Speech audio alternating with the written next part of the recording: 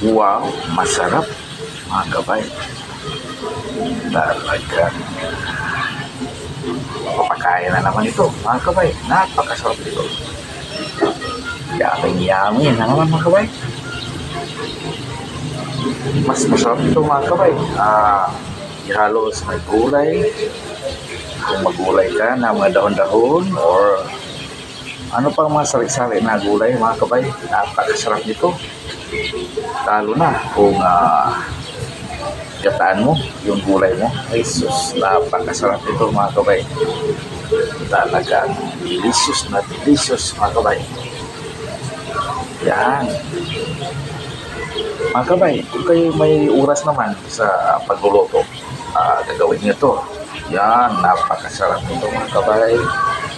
Ihalo sa gulay. Yan, yummy, yummy. Mga kabay. Yan.